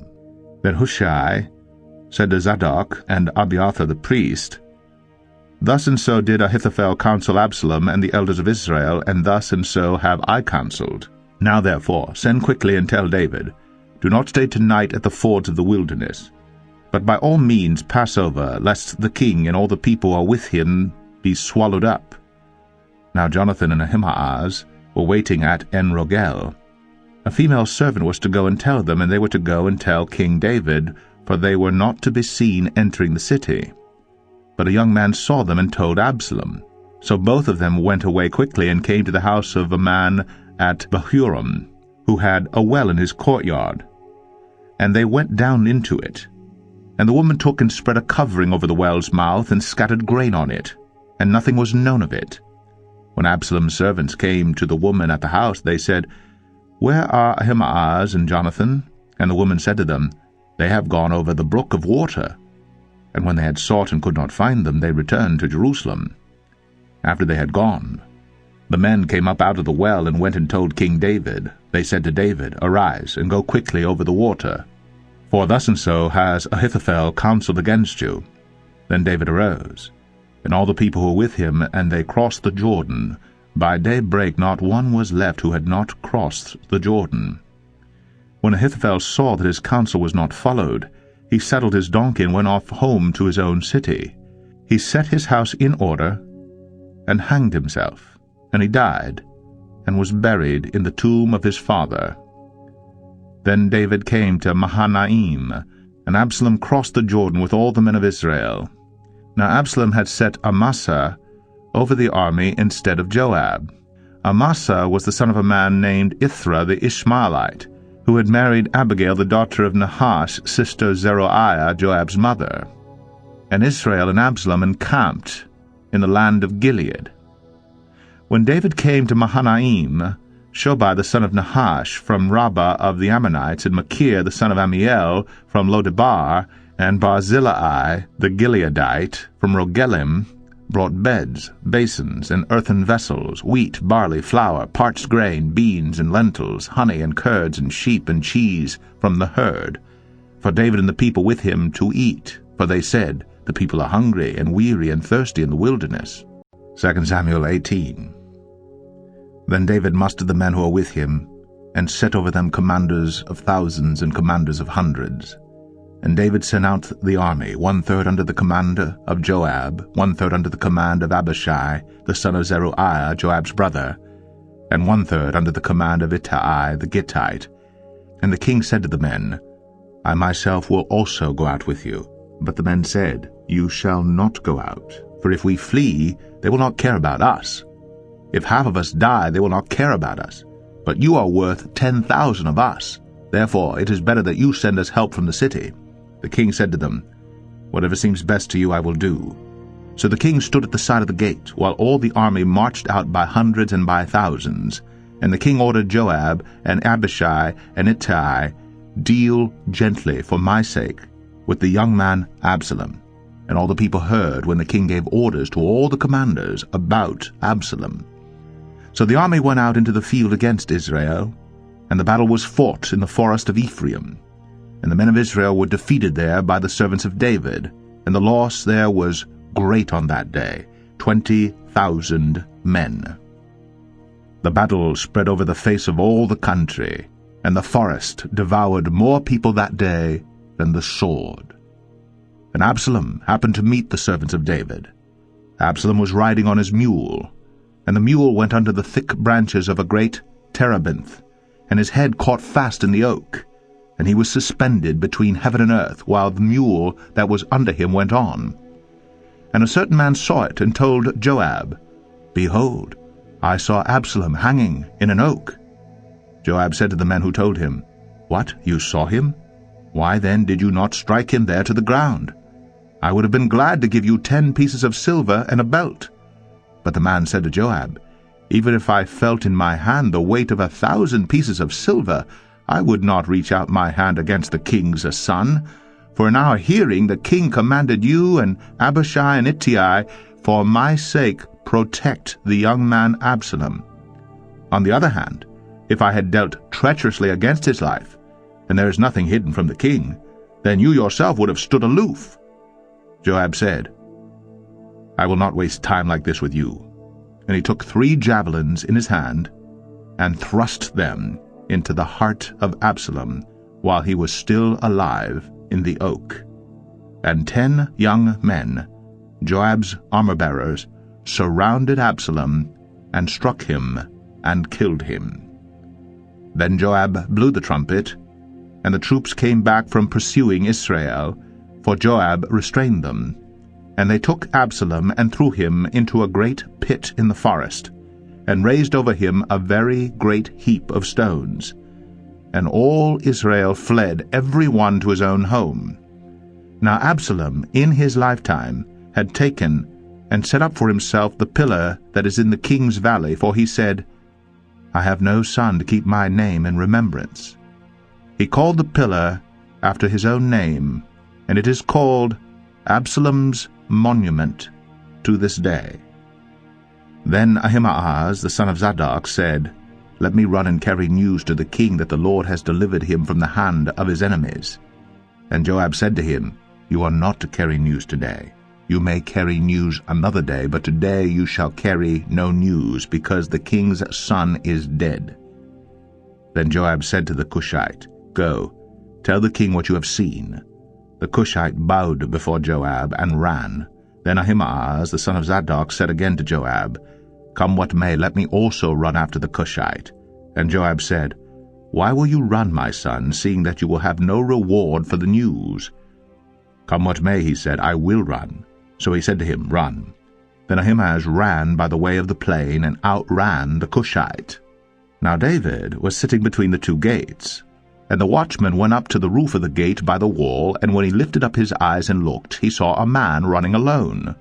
The watchman called out and told the king, and the king said, If he is alone, there is news in his mouth. And he drew nearer and nearer. The watchman saw another man running, and the watchman called to the gate and said, See, another man running alone. The king said, He also brings news. The watchman said, I think the running of the first is like the running of Ahimaaz the son of Zadok. And the king said, He is a good man, and comes with good news. Then Ahimaaz cried out to the king, "All is well." And he bowed before the king with his face to the earth and said, "Blessed be the Lord your God, who has delivered up the men who raised their hand against my lord the king." And the king said, "Is it well with the young man Absalom?" Ahimaaz answered, "When Joab sent the king's servant, your servant, I saw a great commotion, but I do not know what it was." And the king said, "Turn aside and stand here." So he turned aside and stood still. And behold, the Cushite came. And the Cushite said, "Good news for my lord the king, for the Lord has delivered you this day from the hand of all who rose up against you." The king said to the Cushite, "Is it well with the young man Absalom?" And the Cushite answered, "May the enemies of my lord the king and all who rise up against you for evil be like that young man." And the king was deeply moved, and went up to the chamber over the gate, and wept. And as he went, he said, "O my son Absalom, my son Absalom, would I had died instead of you, O Absalom, my son, my son." 2 Samuel 19. It was told Joab, "Behold, the king is weeping and mourning for Absalom." So the victory that day was turned into mourning for all the people, for the people heard that day, "The king is grieving for his son." And the people stole into the city that day, as people steal in who are ashamed when they flee in battle. The king covered his face, and the king cried with a loud voice, "O my son Absalom, O Absalom, my son, my son." Then Joab came into the house of the king and said, "You have today covered with shame the faces of all your servants who have this day saved your life, and the lives of your sons and your daughters, and the lives of your wives and your concubines, because you love those who hate you, and hate those who love you. For you have made it clear today that commanders and servants are nothing to you. For today I know that if Absalom were alive and all of us were dead today, then you would be pleased. Now therefore arise, go out and speak kindly to your servants. For I swear by the Lord, if you do not go, not a man will stay with you this night, and this will be worse for you than all the evil that has come upon you from your youth until now." Then the king arose and took his seat in the gate. And the people were all told, "Behold, the king is sitting in the gate." And all the people came before the king. Now Israel had fled every man to his own home. And all the people were arguing throughout all the tribes of Israel, saying, "The king delivered us from the hand of our enemies, and saved us from the hand of the Philistines, and now he has fled out of the land from Absalom. But Absalom, whom we anointed over us, is dead in battle. Now therefore, why do you say nothing about bringing the king back?" And King David sent this message to Zadok and Abiathar the priests, "Say to the elders of Judah, why should you be the last to bring the king back to his house, when the word of all Israel has come to the king? You are my brothers, you are my bone and my flesh. Why then should you be the last to bring back the king? And say to Amasa, Are you not my bone and my flesh? God do so to me, and more also, if you are not commander of my army from now on in place of Joab." And he swayed the heart of all the men of Judah as one man, so that they sent word to the king, "Return, both you and all your servants." So the king came back to the Jordan, and Judah came to Gilgal to meet the king and bring the king over the Jordan. And Shimei the son of Gera, the Benjamite, from Bahurim, hurried to come down with the men of Judah to meet King David. And with him were 1,000 men from Benjamin. And Ziba, the servant of the house of Saul, with his 15 sons and his 20 servants, rushed down to the Jordan before the king.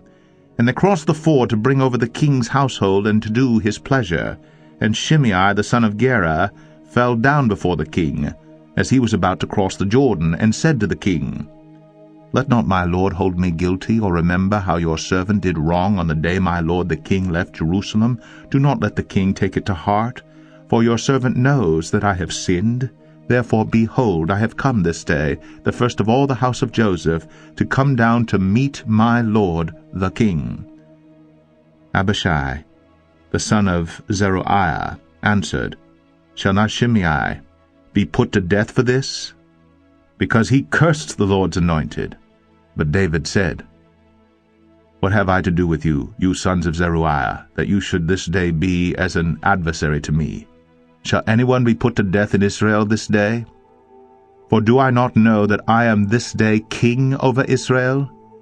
And the king said to Shimei, You shall not die. And the king gave him his oath. And Mephibosheth, the son of Saul, came down to meet the king. He had neither taken care of his feet, nor trimmed his beard, nor washed his clothes, from the day the king departed until the day he came back in safety. And when he came to Jerusalem to meet the king said to him, Why did you not go with me, Mephibosheth? He answered, My lord, O king, my servant deceived me. For your servant said to him, I will saddle a donkey for myself, that I may ride on it and go with the king. For your servant is lame. He has slandered your servant to my lord the king. But my lord the king is like the angel of God. Do therefore what seems good to you. For all my father's house were but men doomed to death before my lord the king. But you set your servant among those who eat at your table. What further right have I, then, to cry to the king? And the king said to him, Why speak any more of your affairs? I have decided. You and Ziba shall divide the land. And Mephibosheth said to the king, Oh, let him take it all, since my lord the king has come safely home. Now Barzillai the Gileadite had come down from Rogelim, and he went on with the king to the Jordan to escort him over the Jordan. Barzillai was a very aged man, 80 years old. He had provided the king with food when he stayed at Mahanaim, for he was a very wealthy man. And the king said to Barzillai, Come over with me, and I will provide for you with me in Jerusalem. But Barzillai said to the king, How many years have I still to live, that I should go up with the king to Jerusalem? I am this day 80 years old. Can I discern what is pleasant and what is not? Can your servant taste what he eats, or what he drinks? Can I still listen to the voice of singing men and singing women? Why then should your servant be an added burden to my lord the king? Your servant will go a little way over the Jordan with the king. Why should the king repay me with such a reward? Please, let your servant return, that I may die in my own city, near the grave of my father and my mother. But here is your servant Chimham. Let him go over with my lord the king, and do for him whatever seems good to you.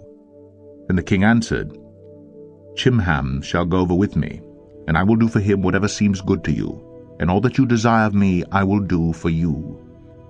Then all the people went over the Jordan, and the king went over. And the king kissed Barzillai and blessed him, and he returned to his own home. The king went on to Gilgal, and Chimham went on with him. All the people of Judah, and also half the people of Israel, brought the king on his way. Then all the men of Israel came to the king and said to the king, Why have our brothers, the men of Judah, stolen you away, and brought the king and his household over the Jordan, and all David's men with him? All the men of Judah answered the men of Israel, Because the king is our close relative. Why then are you angry over this matter? Have we eaten at all at the king's expense, or has he given us any gift? And the men of Israel answered the men of Judah, We have 10 shares in the king, and in David also we have more than you. Why then did you despise us? Were we not the first to speak of bringing back our king? But the words of the men of Judah were fiercer than the words of the men of Israel. 2 Samuel 20. Now there happened to be there a worthless man, whose name was Sheba, the son of Bichri, a Benjamite.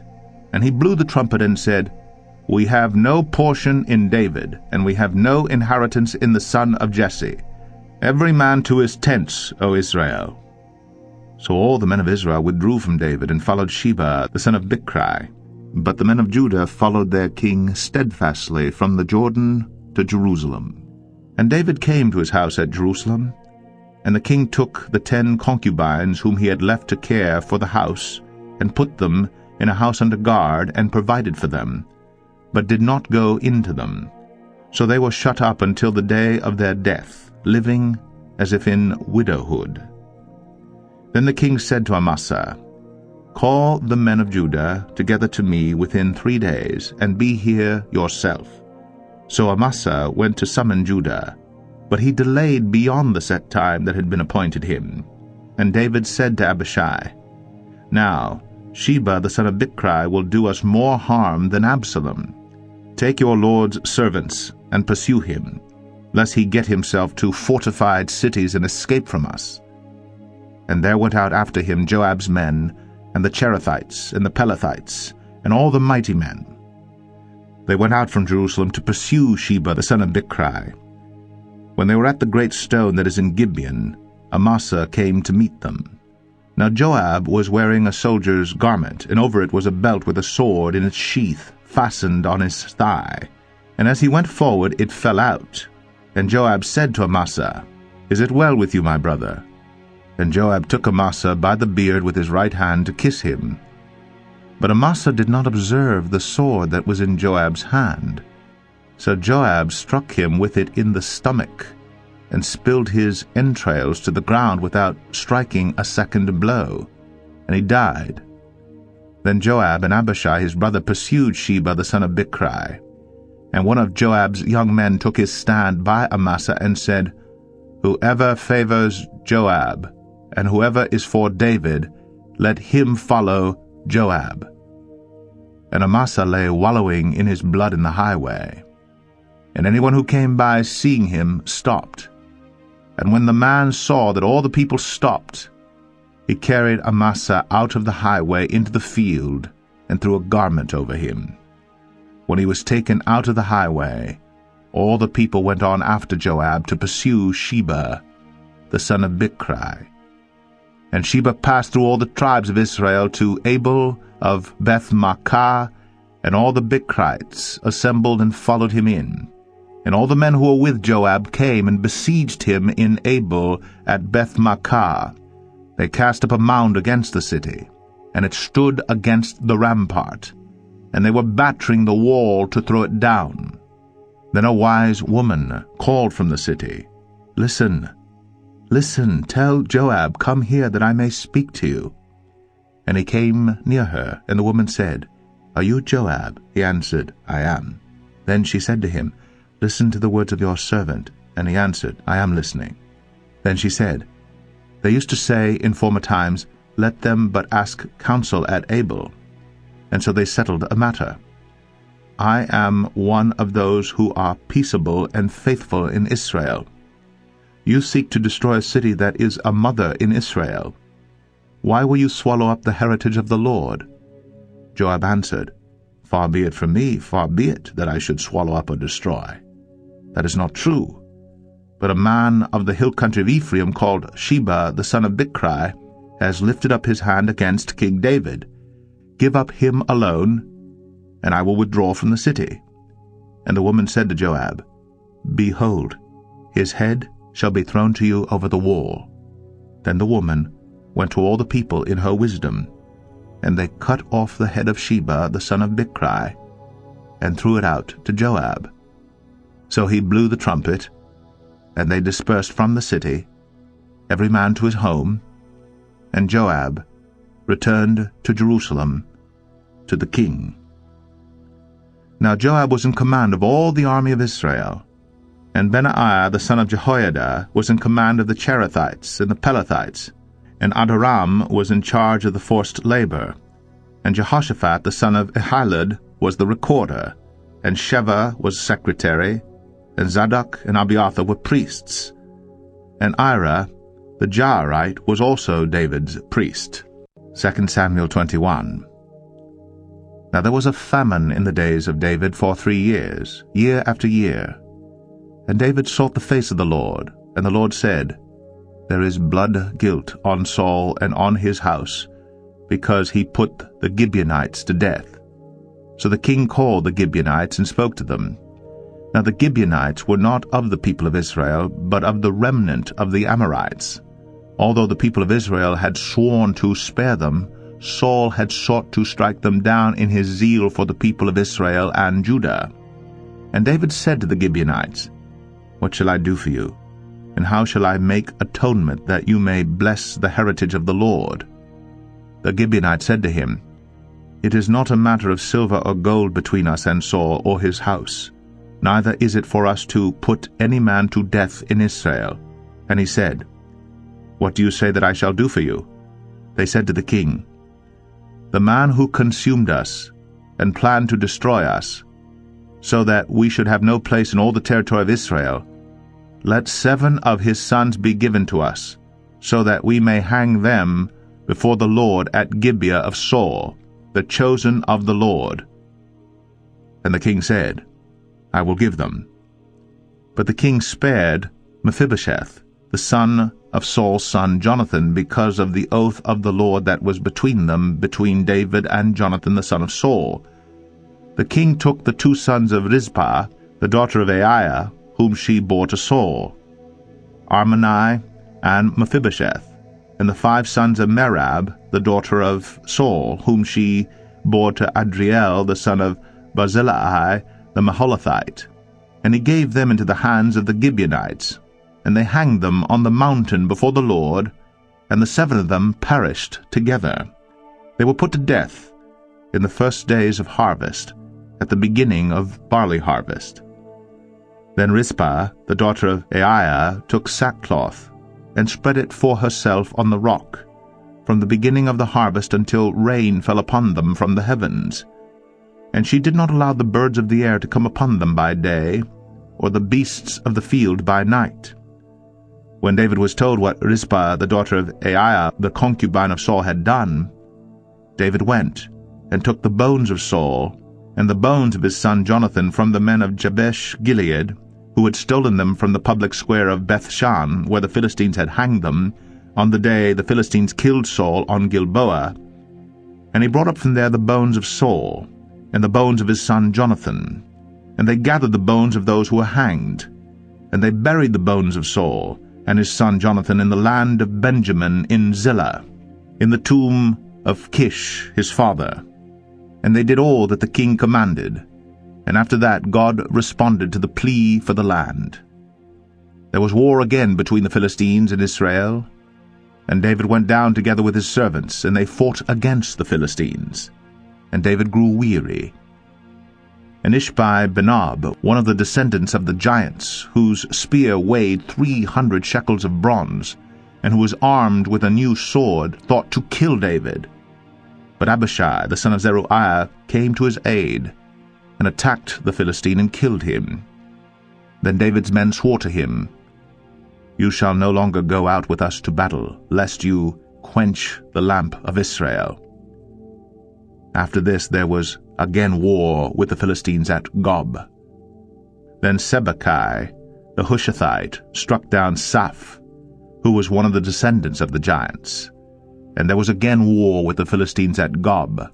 And Elhanan, the son of Jaare-Oregim, the Bethlehemite, struck down Goliath the Gittite, the shaft of whose spear was like a weaver's beam.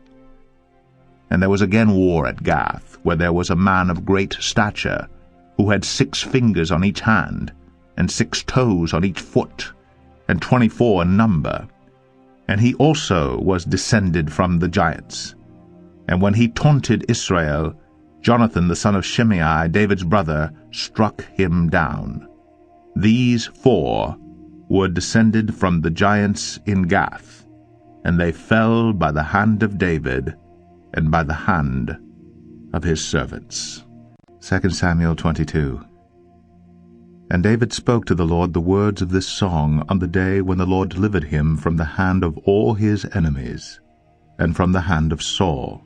He said, The Lord is my rock, and my fortress, and my deliverer, my God, my rock, in whom I take refuge, my shield, and the horn of my salvation, my stronghold, and my refuge, my Savior. You save me from violence. I call upon the Lord, who is worthy to be praised, and I am saved from my enemies. For the waves of death encompassed me, the torrents of destruction assailed me, the cords of Sheol entangled me. The snares of death confronted me. In my distress I called upon the Lord. To To my God I called. From his temple he heard my voice, and my cry came to his ears. Then the earth reeled and rocked. The foundations of the heavens trembled and quaked because he was angry. Smoke went up from his nostrils, and devouring fire from his mouth. Glowing coals flamed forth from him. He bowed the heavens and came down. Thick darkness was under his feet. He rode on a cherub and flew. He was seen on the wings of the wind. He made darkness around him his canopy, thick clouds, a gathering of water. Out of the brightness before him coals of fire flamed forth. The Lord thundered from heaven, and the Most High uttered his voice. And he sent out arrows and scattered them, lightning and routed them. Then the channels of the sea were seen.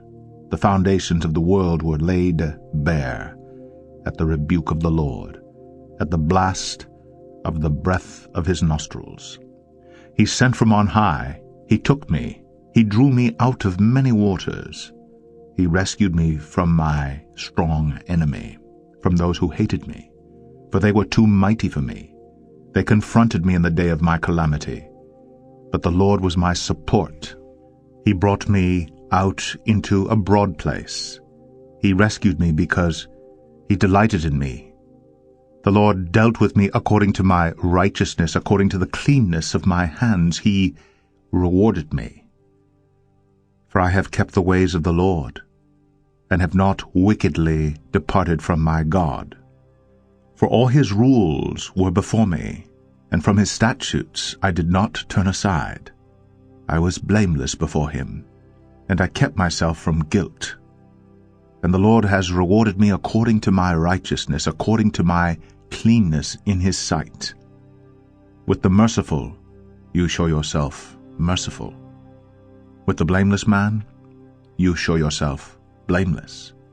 With the purified you deal purely, and with the crooked you make yourself seem tortuous. You save a humble people, but your eyes are on the haughty to bring them down. For you are my lamp, O Lord, and my God lightens my darkness. For by you I can run against a troop, and by my God I can leap over a wall. This God, his way is perfect. The word of the Lord proves true. He is a shield for all those who take refuge in him. For who is God but the Lord? And who is a rock except our God? This God is my strong refuge, and has made my way blameless. He made my feet like the feet of a deer, and set me secure on the heights. He trains my hands for war, so that my arms can bend a bow of bronze. You have given me the shield of your salvation, and your gentleness made me great.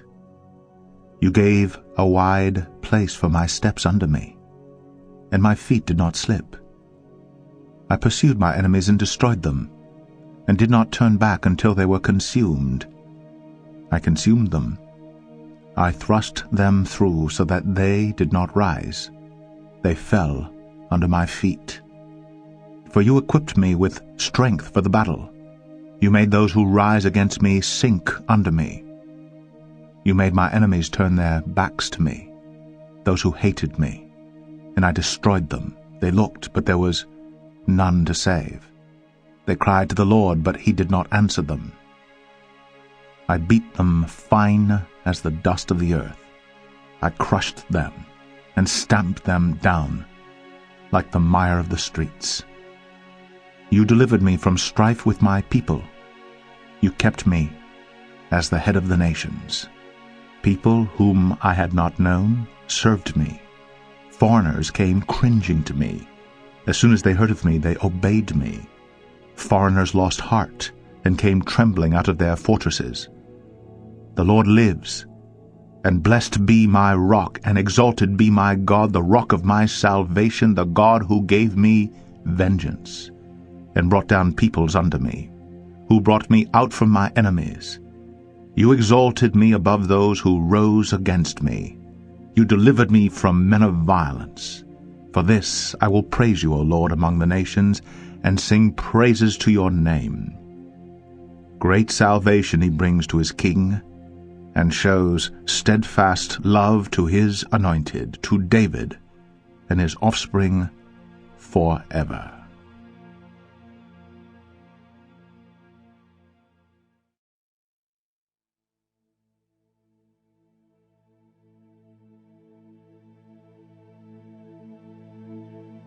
Second Samuel 23.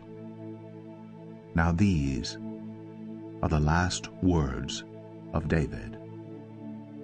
The oracle of David, the son of Jesse, the oracle of the man who was raised on high, the anointed of the God of Jacob, the sweet psalmist of Israel. The Spirit of the Lord speaks by me, his word is on my tongue. The God of Israel has spoken, the Rock of Israel has said to me, when one rules justly over men, ruling in the fear of God, he dawns on them like the morning light, like the sun shining forth on a cloudless morning, like rain that makes grass to sprout from the earth. For does not my house stand so with God? For he has made with me an everlasting covenant, ordered in all things and secure. For will he not cause to prosper all my help and my desire? But worthless men are all like thorns that are thrown away. For they cannot be taken with the hand, but the man who touches them arms himself with iron and the shaft of a spear, and they are utterly consumed with fire. These are the names of the mighty men whom David had: Josheb Bashebeth, a Tarchenamite. He was chief of the 3. He wielded his spear against 800 whom he killed at one time. And next to him among the 3 mighty men was Eleazar the son of Dodo, son of Ahoai. He was with David when they defied the Philistines who were gathered there for battle, and the men of Israel withdrew. He rose and struck down the Philistines, until his hand was weary, and his hand clung to the sword. And the Lord brought about a great victory that day, and the men returned after him only to strip the slain. And next to him was Shammah, the son of Aggi the Hararite. The Philistines gathered together at Lehi, where there was a plot of ground full of lentils, and the men fled from the Philistines. But he took his stand in the midst of the plot, and defended it, and struck down the Philistines, and the Lord worked a great victory. And 3 of the 30 chief men went down, and came about harvest time to David at the cave of Adullam, when a band of Philistines was encamped in the valley of Rephaim. David was then in the stronghold, and the garrison of the Philistines was then at Bethlehem. And David said longingly, "Oh, that someone would give me water to drink from the well of Bethlehem that is by the gate." Then the 3 mighty men broke through the camp of the Philistines, and drew water out of the well of Bethlehem that was by the gate, and carried and brought it to David. But he would not drink of it. He poured it out to the Lord, and said, "Far be it from me, O Lord, that I should do this. Shall I drink the blood of the men who went at the risk of their lives?" Therefore he would not drink it. These things the 3 mighty men did. Now Abishai, the brother of Joab, the son of Zeruiah, was chief of the 30. And he wielded his spear against 300 men, and killed them, and won a name beside the 3. He was the most renowned of the 30, and became their commander. But he did not attain to the 3. And Benaiah the son of Jehoiada was a valiant man of Kabzeel, a doer of great deeds. He struck down 2 Ariels of Moab. He also went down and struck down a lion in a pit on a day when snow had fallen. And he struck down an Egyptian, a handsome man. The Egyptian had a spear in his hand, but Benaiah went down to him with a staff, and snatched the spear out of the Egyptian's hand, and killed him with his own spear. These things did Benaiah, the son of Jehoiada, and won a name beside the 3 mighty men. He was renowned among the 30, but he did not attain to the 3. And David set him over his bodyguard. Asahel, the brother of Joab, was one of the 30. Elhanan, the son of Dodo of Bethlehem, Shammah of Harad, Elika of Harad, Helez the Paltite, Ira the son of Ikish of Tekoa, Abiezer of Anathoth, Mebunai the Hushathite, Zalman the Alhite, Maharai of Netophah, Heleb the son of Baanah of Netophah, Attai the son of Ribai of Gibeah of the people of Benjamin, Benaiah of Pirathon, Hiddai of the brooks of Gaash, Abi-Alban the Arbathite, Asmaveth of Bahurim, Eliabah the Shaalbanite, the sons of Jashen, Jonathan, Shammah the Hararite, Ahiam the son of Sharar the Hararite, Eliphalet the son of Ahasbai of Maacah, Eliam the son of Ahithophel of Gilo, Hezro of Carmel, Paarai the Arbite, Igal the son of Nathan of Zobah, Bani the Gadite, Zelek the Ammonite, Naharehi of Beeroth, the armor-bearer of Joab the son of Zeruiah, Ira the Ithrite, Gareb the Ithrite, Uriah the Hittite, 37 in all. 2 Samuel 24. Again the anger of the Lord was kindled against Israel, and he incited David against them, saying, Go, number Israel and Judah. So the king said to Joab, the commander of the army who was with him, Go through all the tribes of Israel, from Dan to Beersheba, and number the people, that I may know the number of the people. But Joab said to the king, May the Lord your God add to the people 100 times as many as they are, while the eyes of my lord the king still see it. But why does my lord the king delight in this thing? But the king's word prevailed against Joab and the commanders of the army. So Joab and the commanders of the army went out from the presence of the king to number the people of Israel. They crossed the Jordan, and began from Aroer, and from the city that is in the middle of the valley, toward Gad, and on to Jazer. Then they came to Gilead and to Kadesh, in the land of the Hittites. And they came to Dan, and from Dan they went round to Sidon, and came to the fortress of Tyre, and to all the cities of the Hivites and Canaanites. And they went out to the Negeb of Judah at Beersheba. So when they had gone through all the land, they came to Jerusalem at the end of 9 months and 20 days. And Joab gave the sum of the numbering of the people to the king. In Israel there were 800,000 valiant men who drew the sword, and the men of Judah were 500,000. But David's heart struck him after he had numbered the people, and David said to the Lord, I have sinned greatly in what I have done. But now, O Lord, please take away the iniquity of your servant, for I have done very foolishly. And when David arose in the morning, the word of the Lord came to the prophet Gad, David's seer, saying, Go, and say to David, Thus says the Lord, 3 things I offer you. Choose one of them, that I may do it to you.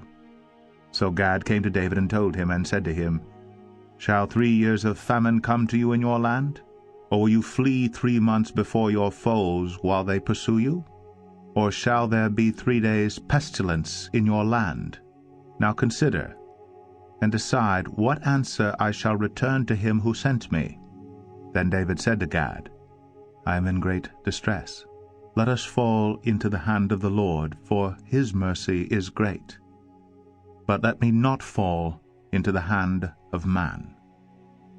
So the Lord sent a pestilence on Israel from the morning until the appointed time, and there died of the people from Dan to Beersheba 70,000 men.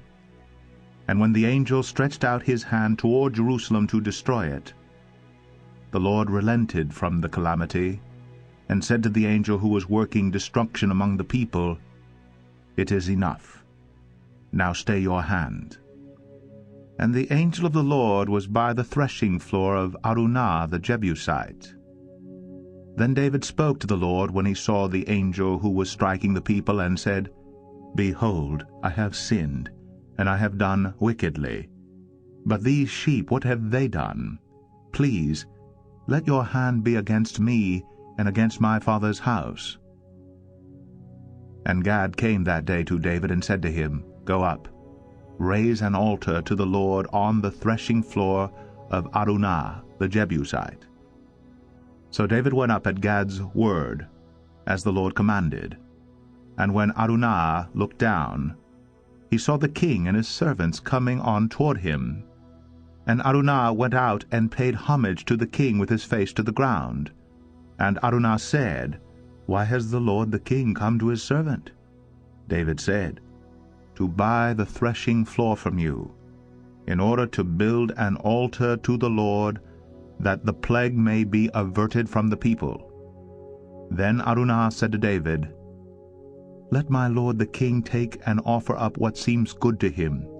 Here are the oxen for the burnt offering, and the threshing sledges and the yokes of the oxen for the wood. All this, O king, Araunah gives to the king." And Araunah said to the king, "The Lord your God accept you." But the king said to Araunah, "No, but I will buy it from you for a price. I will not offer burnt offerings to the Lord my God that cost me nothing." So David bought the threshing floor and the oxen for 50 shekels of silver. And David built there an altar to the Lord, and offered burnt offerings and peace offerings. So the Lord responded to the plea for the land, and the plague was averted from Israel.